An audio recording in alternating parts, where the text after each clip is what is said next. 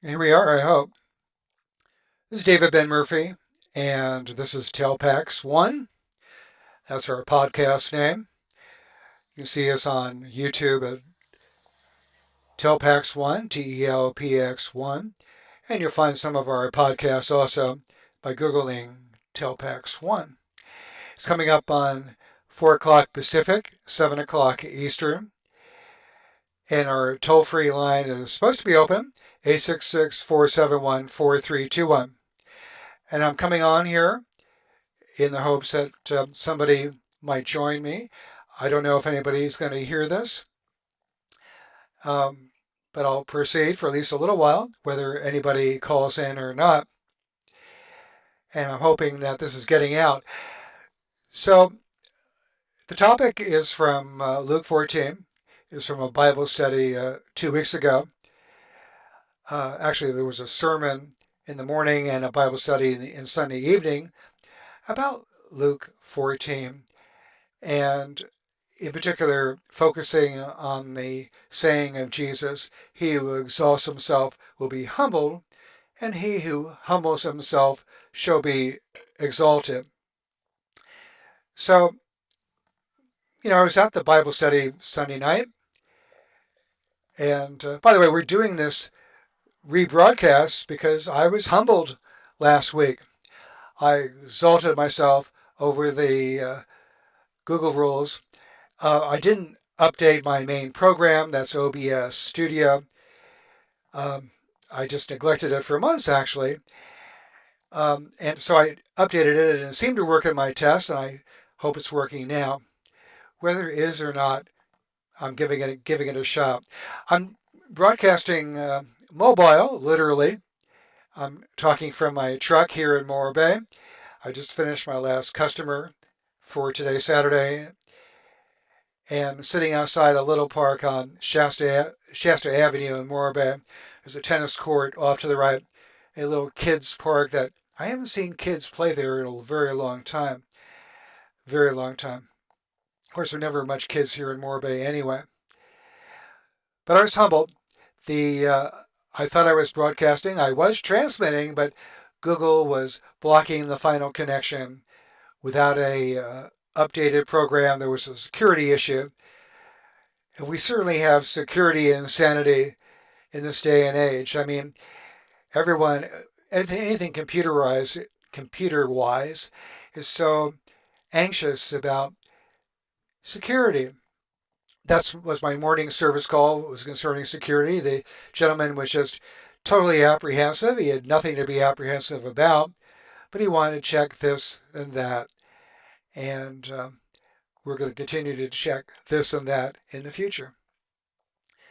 But exalting yourself. At the Bible study 2 weeks ago, I asked, what's the application? Now, Jesus gives us the story of a wedding feast where some friend of the bridegroom, I guess, or friend of the family comes in, and he assumes he's the most important person in the room, and he takes the great first position of honor there, maybe at the wedding table, maybe he's sitting there in the place of the bride. I don't know, but whatever he did, he assumed too much.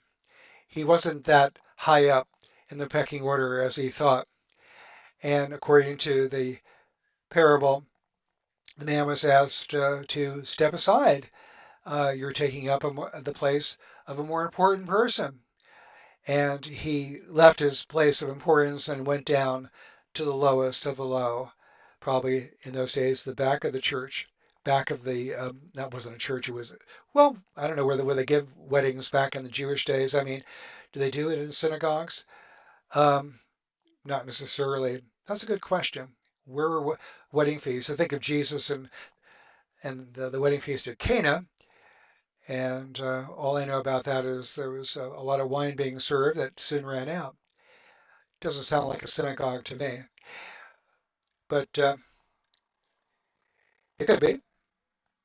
So anyway, um, I asked the Bible study Sunday night. Well, what application can you give? I mean, there must be something else other than wedding feasts. And somebody else at the Bible study said, well, it's probably taking the best piece of chicken at the potluck. That was the example given. But I knew that the parable had many applications. And all I had to think of for me was think of my own life, think of when I exalted myself and was humbled. Now, the funniest thing that story that occurs to me is the first time I really heard this parable. And I was, 14 years old, first year of high school. I'd received my Eagle Award in the Boy Scouts. And this was, by the way, hearing this was at Mass, Sunday morning, Pound Ridge Reservation in Westchester County, New York. So the troop went out to Mass. I think we had our one Episcopalian, Mr. Town, staying at the site to mind the fires and take care of things. But the rest of us went to Mass. And in Catholic Mass, they give you a little snippet of the gospel each week. And over the course of a year, you hear some portion of the gospel, the story of Jesus on earth, but just a part of it. You have to read the Bible to get much of the whole story. But what Catholics know about the Bible is what they hear at Mass. So this parable was, it was probably October, and this parable is given the same time every year in Mass, and maybe I heard it in previous years, but this time I really heard it because I was there decked out in my latest Eagle Awards. I was probably got the latest Eagle Palm, and I had my special awards from the Order of the Arrow, which I just got in that summer, and I was there decked out in glory. And the priest reads that portion, he who exalts himself shall be humbled. And the other boys in the group were looking at me and chuckling. And when they saw he who exalts himself will be humbled. They didn't say anything about it during Mass, but afterward on the drive back to the campsite, they were chuckling about it. And I think Mr. Geppetta, the adult driving the car, noted how, everybody watched me there. He who exalts himself, with my medals hanging out all over the place. So this was not the first time I was humiliated because of my pride over my Boy Scout uniform. A few months earlier, I'd been to Camp Wabika to go through the ordeal for Order of the Arrow. Now, Order of the Arrow is supposed to be a service organization. It's not supposed to be done for self-aggrandizement, promotion of yourself. But I did it to get the award. You have to be elected to the Order of the Arrow. And I was elected finally. And I went to the ordeal on a Friday night, as I recall, in Copake, New York, 100 miles north of where I lived. Wonderful place back then. Dark skies. First time I ever saw the Milky Way was there at Camp Wabika. But I showed up in the afternoon. I must have hitched a ride because I wasn't driving, that's for sure. And I went to the camp store to get an ice cream, as I recall, and there was Paul LeBlanc. Paul LeBlanc was a nature counselor, merit badge counselor. He was in charge of the nature lodge at camp during the years I was there, and he was a very humble man. Very, very smart. He, as I recall, went on to become a Catholic brother, not a priest, but a brother, in the years that followed. Saw it, I think, the first scoutmaster I had also became a brother in the Catholic Church. That's the male equivalent of being a nun, I suppose. You're an order of brothers, and you live together, work together, pray together, and so on. Anyway, he looked at me and he said, there I am, wearing my triple Eagle Awards. Now I have the Eagle main patch, my Eagle medal, and I even had the adult Eagle knot. He looks at me and he says, why are you wearing all three of those things? They all mean the same thing. I mean, it's redundant, isn't it? And of course, I was humiliated by what he said and put to shame. But I was put to shame even more that night. It turns out that years before we had made an enemy of one of the camp counselors, the guy in charge of life saving and swimming merit badges, and he was the Indian wearing the big horns and in charge of the whole show. It wasn't at that Trump rally 3 years ago on January 6th where you had Indians with big horns. Wasn't the first time it was seen. For me, it was seen that night during the ordeal ceremonies. And you're tapped out. So tapped out means you're called out, and then when your name is read out, and then you are tapped 3 times on the shoulder. Well, the guy with the horns got to me. There I am with my Eagle medals hanging out all over my uniform, and he rips my shirt off my back. He ruins the Boy Scout shirt to bare my arms, and goes pound, pound, pound. Now he's pounding with a kind of a bear claw thing, but not the claw, but the bear fur, I think. And he's pounding me like he would pound a 10 peg 3 times as hard as he could. Of course, at that point, I can't say anything when you're going through ordeal. You receive minimum food to eat, and you're not supposed to talk. You wear this little piece of wood across your neck with string. Every time you talk, whether intentionally or unintentionally, you have to carve a notch in to the piece of wood. I think I wound up with 2 notches, as I recall, at the end of 24 hours. But it was humiliation, and I think the humiliation was a result of my exalting myself. So 2 very small instances of exalting myself and being humble. And I wish that was the end of the story, but it's certainly not. Uh, there are more stories of being in uniform. I know I was years later in 1969 wearing my Air Force Academy uniform, and on Christmas Eve I made a point of visiting my high school and showing off my uniform, giving talks to each of the classrooms, and basically exalting myself big time. So interesting. Okay, so let's see here. Uh, I went to midnight mass that Sunday. That midnight mass Christmas Eve. Something I don't think I'd ever done before in my life. I made a point of going to my childhood church in Tuckahoe, the Immaculate Conception Church, for midnight mass, and again wearing my uniform, not to glorify God, but to glorify myself, to show off. Hey, look everybody, look how great I am, um, and I made it. That's my exalting myself. Humbling myself is in the Air Force record. I was greatly humbled, uh, and I didn't make it at the academy. At 20 months, I left. I'd been pegged before the end of the first 3 weeks as being critically deficient in military aptitude. I didn't fit in. Um, I look back at it now, and if only anybody had shown me how to shine my shoes, just one little detail they didn't tell me that might have made the difference. That might have, stopped the bowling ball from rolling.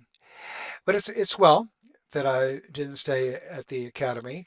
Um, that's certainly being military is not who I am. As a child, you don't know what you are or who you are or what life is about. You find out through experience at great cost. So, on a much more recent note, talking about uniforms and how uniforms, I exalted myself through uniforms, but somehow wound up being humiliated through uniforms. Um, it just last week or so, I mentioned to my wife that the reason why we lost our house in Moore Bay, we're forced to sell after years of struggling being in and out of foreclosure half a dozen times at least. But finally, we had to sell it. And it was basically because I was too proud to do menial, common work. Any kind of extra job at Burger King, McDonald's, washing dishes on the Embarcadero, I mean, anything would have made a difference. So, but I was too proud to do it. And the humiliation, of course, is, losing your house. I mean, it would have been nice to own the house now. It would have been worth, I have no idea what it'd be worth now. Um, Probably both lots would be $1 million. We owned a double lot. And I lost a lot by being proud. But I had petty justifications for not being willing to humble myself. I mean, but that's what it comes down to in the end. Horrible price to pay. Exaltation. Isn't that what the original sin in the Garden of Eden was about? When the fruit, whether it was apple or whatever it was, forbidden fruit was offered to Eve, and eat from this and you'll be just like God. And talk about the ultimate exaltation. Um, but Eve and Adam were exalted or self-exalted, and boy, do they suffer humiliation. The rest of the story, well, you can read the story for yourself, and you should. But it's the story of sin itself. Every time you sin, you exalt yourself. You come up with a justification, an excuse, a lie to justify what you're doing or wanting to do. And it seems to me that exaltation always involves a lie in some way. I know it has for me. Well, we're 15 minutes into this thing and no callers yet. The line says it's open, 866-471-4321. I don't know if this thing is really getting through. Everything looks okay here on the panel. But I just got another update message on the main program just a few minutes ago. Updates seems like they happen all too often, don't they? Except this time when I get back to home base, I will be updating the program um, as quickly as I can do that on good internet. I'm out here on my cell phone now. Don't need to do it here. Um, so this is not so much a Bible study that we do here on Saturdays, but a time of telling our stories. And I mean, it very often will relate to Scripture, but we're talking about our experiences, how our experiences verify the Bible. Um, Not so much a Bible study itself. I think there's plenty of that going on. But people in Bible studies, by and large, are so impersonal. They don't want to talk about themselves, their mistakes. And that's where we're going to try to be different. Our hope is to be willing to tell ourselves and struggle to be truthful until we're willing to own up to where we've gone wrong, where we've either deliberately, it seems like most of the sin of my life has been deliberate, or negligently. There's plenty of that too. But we need to come clean. There's no way you can turn around and pick another direction unless you acknowledge the wrong direction. How can you repent of a sin if you're not willing to say it, speak it out to yourself? I think most Christians believe that confession to God is all sufficient and everything else is vanity, I don't know, or maybe exalting yourself. But I think human relations is necessary. It's necessary to talk to other people because we're so deceived and deluded and wicked in our hearts. We need accountability. You can't have accountability without sharing with other people and acknowledging when you don't keep your word or promise that you've made. Okay, folks, anyway, I hope somebody has heard this. There's nobody calling that I can see anyway. So this will be another short session until one day perhaps it isn't, when somebody else picks up the conversation and joins in. We will go on for a while. Anyway, folks, thanks a lot. God bless you guys, and I hope to talk to you, uh, if not next Saturday, the Saturday after that. Saturday, 4 o'clock Pacific, 7 o'clock Eastern is our regular time, and we'll be sticking to that, although perhaps not every week. At least until there's some interest shown by somebody. I mean, I can pretty well talk to myself anytime. Okay, this is David B. Murphy, till PAX 1. Have a great one. Bye-bye.